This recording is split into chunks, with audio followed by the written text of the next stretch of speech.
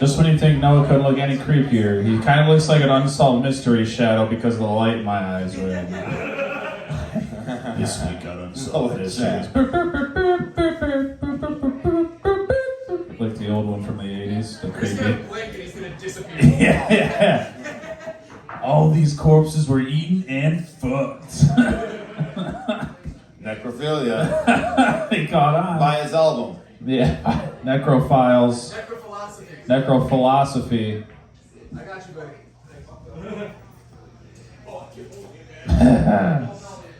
Do that laugh again. I was just thinking if Noah was black. Like, anyways.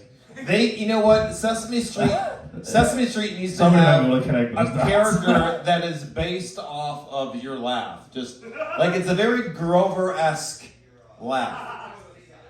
Well, I didn't have a father, so Grover really filled that void for me. Hey, Sesame Yeah. Street coming through in the clutch. Give your money to PBS. Or Paul Pepitone, Made whichever for you children prefer. like me. HBO. Real sex. Remember that show that go around and find like kinky like spouses and shit like that? Like, and then to be like, look, we have a sex swing at this.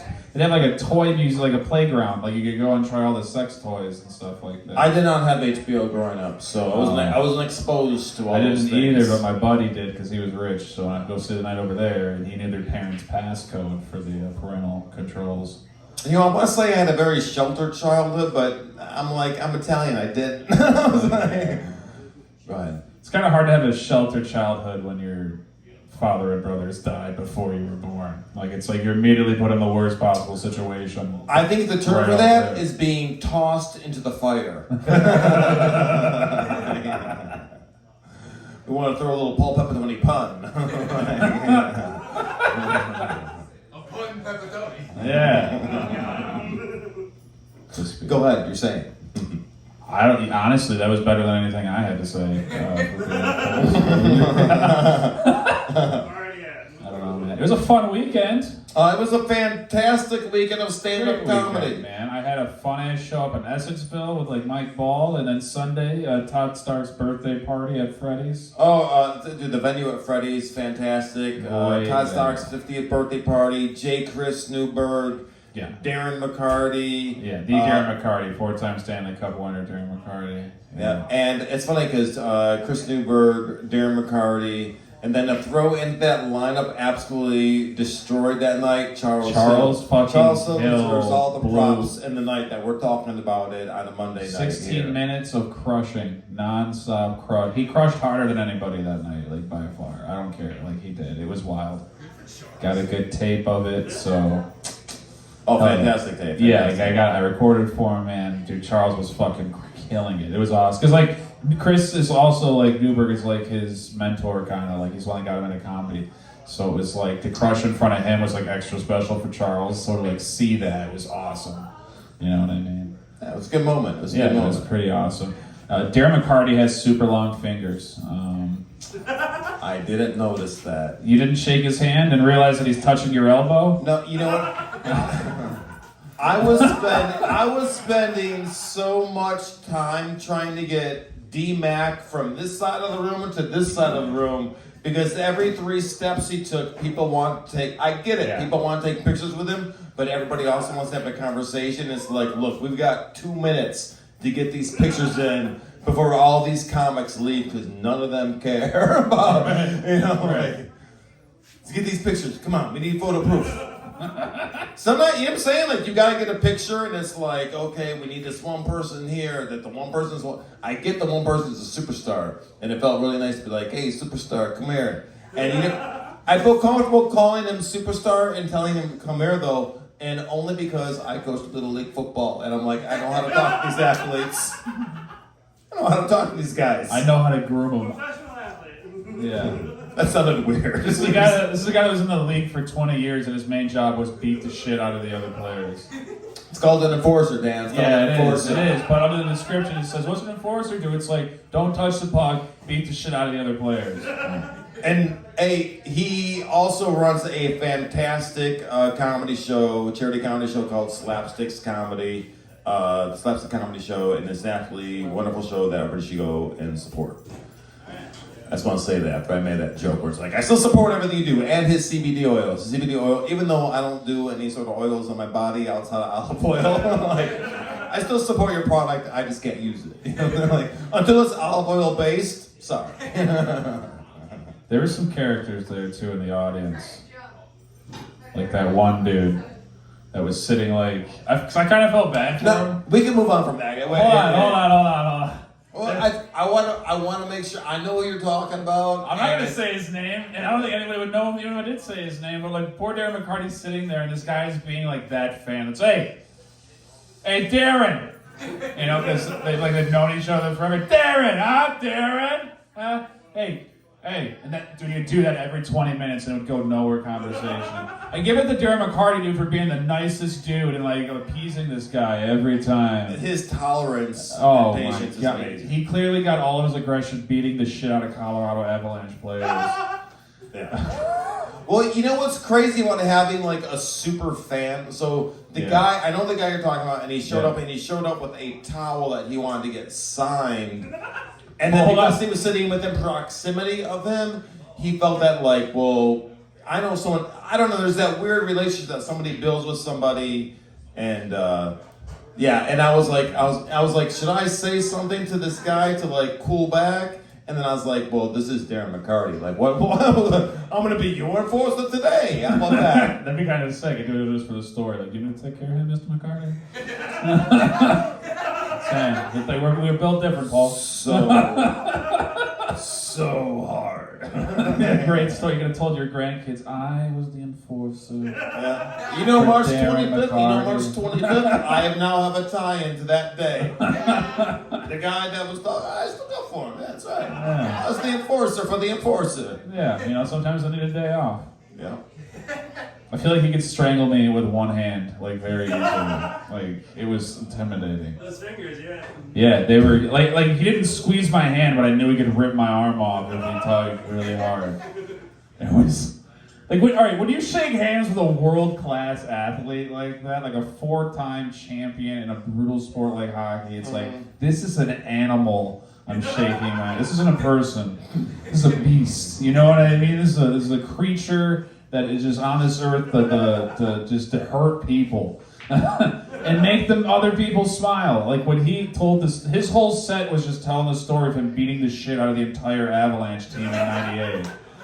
Like Chris Draper's jaw get ruined. Yeah, he's like in the old Irish ginger, and he's just like in Claude Lemieux. Ah, it was just like standing ovation in the entire room. Everybody's like in their like late mid 30s to like 50s. You know what I mean? So everybody that's seen that, it's like yes, blood is in the air. Like I don't know, it was cool as fuck to see as a sports fan, like to hear that perspective of the story. Yeah, and it's also crazy that you mentioned an interesting fact. Most really good professional athletes that I've met in the past, they all have really big fucking hands. He's just huge. The guy could be 5'2" and he'd have mittens the size of like my chest, and I'd be like, "What is?" Yeah, it's like that Alien, you know, yeah, what's going the on? Fucking face hugger from Alien. That's this guy's hand. Yeah, that's the guy's hand. Oh, it's horrifying. So what room did we want to talk about? We got Mug Pub. Is that what it's called? Mug Pub? Yeah, is it a Thursday? It's Ben Cheek's new room. Ben Cheek's got another room. Love Ben Cheeks. Love Ben Cheeks. Doing a great got a lot of job. muscle. You know, putting on some monthly new mics in different areas with nice full crowds. So Mug Pub coming up Thursday should be a lot of fun. And then coming up on Saturday. Saturday, though, is going to be a lot of fun down at Parts and Labor in Melvindale for Valentine's Day weekend. We got Kevin Zioli hosting. I'll be featuring. And then the wait, Kevin Zioli's not hosting. No, I said. Oh, did I say hosting? Yeah. I'm sorry. Kevin Zioli is headlining. To be fair, there was a time he hosted and had me headline like over the summer, which was pretty interesting. Oh yeah, that was one of your proudest moments. It was because like I look up to that guy a lot. He came back and he's like, Kevin Zioli made the greatest decision ever in comedy. He's like, I'm not gonna headline this show. I'm gonna guide the ship. Yeah. And Dan, you're gonna be the skipper tonight. And Dan came back from that and he's like, Kevin Zioli's a god, I'll do anything he says. I don't like anything. It went great. I don't care. I was so happy too. Hey, I'm proud that an Italian like hooked you up like that, you know? Well, you know, they're always hooking somebody up. Got to. Yeah. Hey, it's our loyalty. Or murdering you. Yeah, loyalty. How many of those guys snitched? All of them? Okay. They weren't real Italians. Right? Not the ones that are still alive. Hey, you know what? I guess he who lives in the end is the one who's like, well, guess what? It doesn't matter what happened anymore, does it? You know? Everybody that I was on, like, there's people who were on like the mob's top 100 list, and out of that 100 list, like only 5 of them are alive and all that. And yeah, they all have books. Like, if you're 5 out of 100, like you should probably have a book in a movie that comes out after you. We need a new Sopranos, a new Goodfellas. Yes. We do need like a new Goodfellas. I honestly, I watched The Irishman a few times. I felt it under-delivered, though. You know? Yeah, totally. It's I don't know. There's just a Metro Detroit story that needs to be told about that event. I don't know. It was sad. But yeah, we do need one, because honestly, Casino, like, I need another guy gets killed in a cornfield with baseball bats scene, you know? Scene that's gonna haunt you because it could happen, you know? It was like too believable for you to feel comfortable with. Like one of those scenes. I just know I want to play in the movie. I want to play. I want to play anybody that's not getting hit by a bat and thrown in a hole. I feel like I already have the wardrobe. Well, hey, any scene where there's the chance of me doing anything where I could be physically hurt, I have Zach Nicoletti to fill in for me. he's my young, dumb Italian stunt double. Okay, this scene, Paul Pepitone gets hit by a car. Okay, ready? Cut. He throws Zach in front of the car. Boom, the body. We don't even tell him. Like, we don't even tell him that it's your stunt double. We just lead him in the trap. The worst part about it, I could see the camera guy wasn't ready. We gotta do it again. Oh, yeah. You gotta pop the bone back in. Can you pretend your leg's not broken? Stop limping, you're already Makeup, shot. give me makeup. It's powdering the bone. That's fine. We can get it in post. You were concerned about the bone. I'm like, he got a curl on a place. We gotta straighten out that curl. Yeah, that's the real You can't embarrassing. blame me and have bad hair. Come on. We've been in the sun too long. It's time to leave the oil. Give us some olive oil. He'll be better. Gross. Rub a little cannoli on it. You're so fucking stupid. Things get fun when we make it talk about Italians. That's all. Oh, yeah. Okay, so where are we going from there? We got Paulie's picks, huh? We've been going for a while. So Paulie's picks. So there was 58 comedians tonight, and everybody contributed mightily to this show. Maxwell Skelly brought a ton of people out. He did fantastic. Got a great recording, along with the always fabulous Heather Sanau. Heather Sanau is so unique from improv and just stand up and all the things that she does. On top of that, Joel Fragmente's class was out here from the Comedy Castle. That was great. Danielle Bensley destroyed. Melanie Hearn destroyed. Dan Grinnell did well tonight. Everybody destroyed Dan Grinnell did well. Steve Kaz. No, I'm just naming off a few names. Steve Kaz destroyed. Hold on. You're supposed to pick 2 people. Visionary and Speaks. no, everybody did not destroy it. No.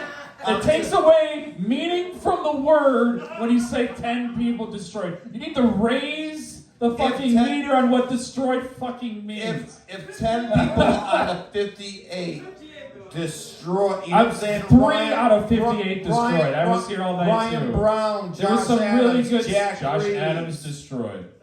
Yes, Josh Adams destroyed. Noah Chapp was here. Noah destroyed. Dude, Jake House always does it for me. And Nick Kelly. You know what? Paul's gonna say compliments, and I'm gonna translate them to real people. Okay, go ahead. Who destroyed? Well, I just read them all out. Yeah. Too Okay. late. They did pretty good, and then. I think it was a wonderful night. It was a wonderful. No, it was a great night of comedy. It really was. There was a great crowd. It was honestly, there was literally a point earlier in the night where me and Paul were like ripping comics out of tables and kicking them out in the back because there's actual audience trying to sit down, but there was nowhere to sit. Which, by the way, if there's any fucking comics listening right now, stop taking up 6 tables with 5 people, basically. All right, we want one humans person to sit at a down. 5-person table, and I'm gonna be like, "Excuse me, I gotta move you." You get the fuck out of here, because there's 5 people that want to sit down. You one person. And then they're like, "Oh, I gotta move." Like, yeah, get the fuck out of the table. Like, you want to do Goodfellas? We should film it at New Way again. We already made a trailer for it. We just bash the guy that whines like that. He doesn't get any time. Okay? Take your ass down the road. Okay? Redo the commercial that Yeah. we did earlier this summer. We're just gonna ice pick. We'll do. This time it's over a table. Yeah, it's over a fucking table. Like, why are you gonna? All right, listen. But we did it. We got them all out of the tables with their little whining, and we got it full of crowds. It was awesome. It was a great night tonight anyway. So. Oh, it was. As a matter of fact, the moment that you're talking about, where we were clearing table space to make room for audience. Literally, as soon as we got a table cleared out, within 15 seconds, there was more people at that table. Yeah. Like, we had to keep flipping. We're like, "Oh, someone's abandoned their table. You abandoned your table. There's more people that want to sit. Don't abandon your table." Like, yeah, it was pretty awesome. Had some friends come out. She was checking out a comedy show, so that was fun. So we had a nice full row here just for comedy. A couple of them. For a lot of people, brought groups of people. got people into the front row quite a few times. A round of applause for the people in the front row. Yeah. Thank all of you. We're technically the front row. Yeah, right now. Yeah. Hey, we can't have uggos in front of the camera. Okay? Uggos and producers behind the camera. Okay? Editors, sound guy. You don't have Starface.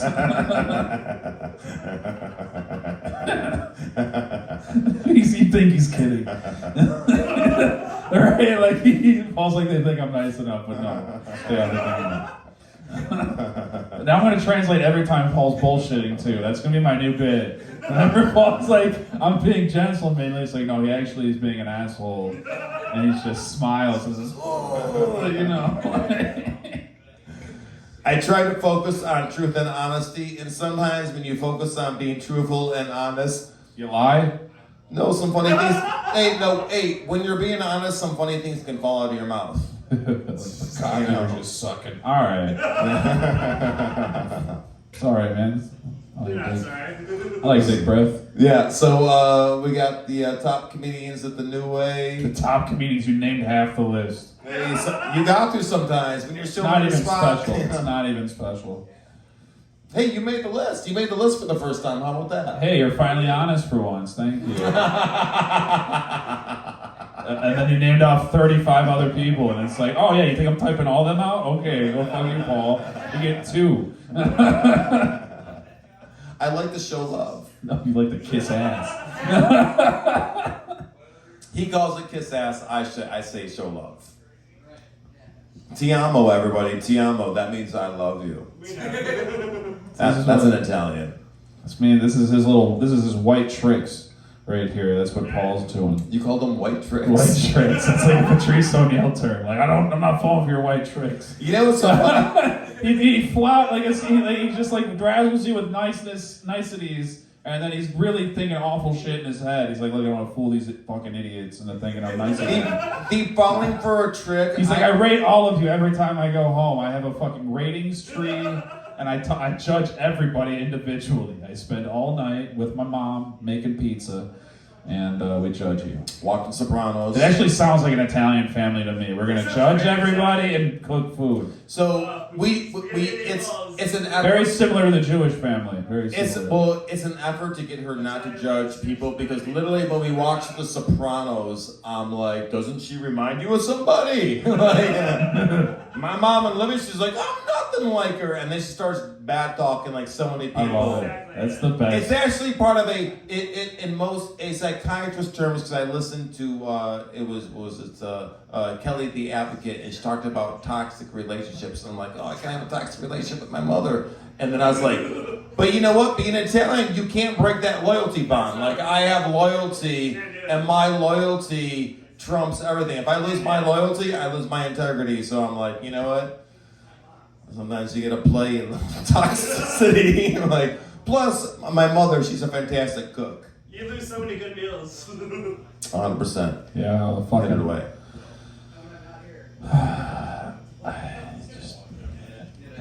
You know what? We had a good night. You got a did. good show coming up Not on even gonna do Saturday it. at Parks and Labor with Kevin Zioli, Dan Granello. Yeah, myself, 8 o'clock the Gillerans, Saturday. Yep. Jason and Robin Gilleran. They'll be co-hosting for the Valentine's Day event together. Little relationship host thing. So let's see. And it just so happens that everybody on your show is White? Yeah. Yes, that is true. Oh. I didn't think about that. I wanted to start on time this year. You said that during Black History Month. That's getting cut from the final edit. You know what? I'd feel bad if it wasn't true. Let's just. I was gonna say. I'm just kidding. But seriously, I was gonna say that most you black had married comics I couples. work with are late as fuck all the time. I was gonna say that you had married couples. You got the Gillerans; they're very happily married. That's what you they got want us to think. You got yourself. We're going to the bottom of that Saturday at Parts and Labor. You're married, right? You're happily married. That's what I want you to think. So We're going to find that's out the truth this Saturday at Parts and Labor. Brett is in a great relationship. That's what he wants you to think, but we're going to find out this Saturday at Parts and Labor. Now remember, Dan is still translating everything that I say. So. That's right. Same thing with the black stuff I just said earlier. That was what Paul was saying. Damn! Oh! Dan's gonna fight his life live on stage. Yeah. She can't punch Man. at all. Happy fucking Valentine's. Yeah, man. Happy fucking Valentine's Day. This has been a New Way wrap up. Happy Valentine's Day. Thank you all the way from the New Way. I'm Paul Pepitone. And I'm Dan Gradell. Good night. Thank you. Good night.